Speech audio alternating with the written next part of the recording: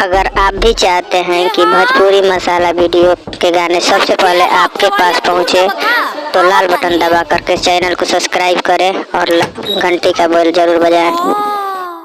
अरे तू आ गइल हो, तू तो खेते न गइल रहला। का भइल कि तने खेते गइल रही, तुहार याद पड़ गइल हो तो सोचनी है कि तार मुहवा देख के मिठिया लेके चल जाई। देखो भगवा के नहीं यहाँ से जा होने, भोरही डरामा कइले बड़ा, जा नहा धोआ, पूरे देह महकता। वो सब छोड़ो तो नहीं आवा ना। अरे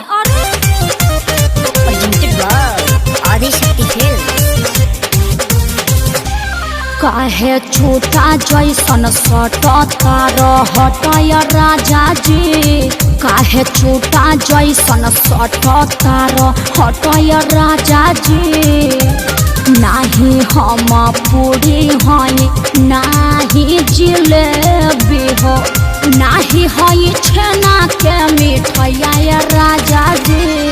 काहे छोटा जैसन सटता रहतय राजा जी, काहे छोटा जैसन सटता रह। हे धनी ऐसे मत बोला हो, दिल मत तोड़ा। हम कोनो चिकन मटन है का कि आइला रोटी में लपेट के मार लेला। हमारा मीट के मसाला ना बुझाला ए धनिया, हमारा मीट के मसाला ना बुझाला ए धनिया। हिरिया सटे दाना पर चली हाला है धनिया, हिरिया सटे दाना पर चली हाला है धनिया।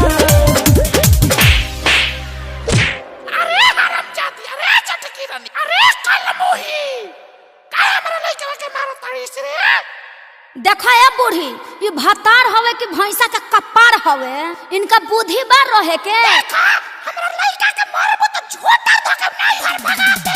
मरनी त मरनी ससुराउर का बिगरनी सुधरतानी, मरनी त मरनी ससुराउर का बिगरनी सुधरतानी। कि अपना बिगड़ल बलमुआ के सुधारतानी, अपना बिगड़ल सजनवा के सुधारतानी। अरे माई, हम कहत ना रही कि इलोचन के ठीक नहीं खे, एकर पांचों उंगली में मामा उंगली सबसे बड़ बा। ते ना मनले, ते दहेज के पीछे आके हमर जिंदगी बर्बाद कर देले। तू तो बोल मत, तू चुपे रह।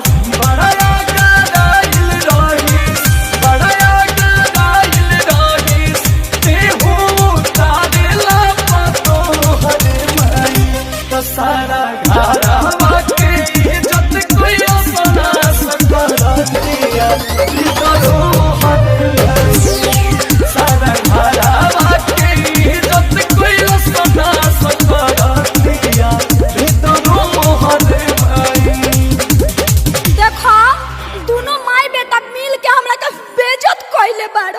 अभी हम अपना माई के फोन लगावत तनी। अरे माई, अरे भैया के भेज, आ ना भेजबे तो हम कमांडर धो के आ जाए। ओ बना ही ससुराया ये बनई हर गइला के बाद रे। ओ बना ही ससुराया ये बनई हर गइला के बाद रे। मुहावा संभार के मम्मी, मुहावा संभार के मम्मी, बोलस न तोर दमाद रे। मुहावा संभार के मम्मी, बोलस न तोर दमाद रे। अरे धनी जाए दो, मम्मी से मत कहो। अरे घर में तो छोट छोट बात होते रहेला। अच्छा सॉरी, चलो खाना खा लो। अच्छा तो आप लोग मिल के हमको बेइज्जत कीजिएगा। छोटे बड़े घर में हो खेला धनी जानी हो तो परेशान। अखिले स्वयं तू राजा के हो धनी सचो धड़कन मारा। अखिले स्वयं तू राजा के धनी हो सचो धड़कन मारा। अरे जिया हो हमार राजा, हम तो इहे चाहत रही। अच्छा छोरा एगो चुमा दे दा। हम तो इहे चाहत रही, आवा ले।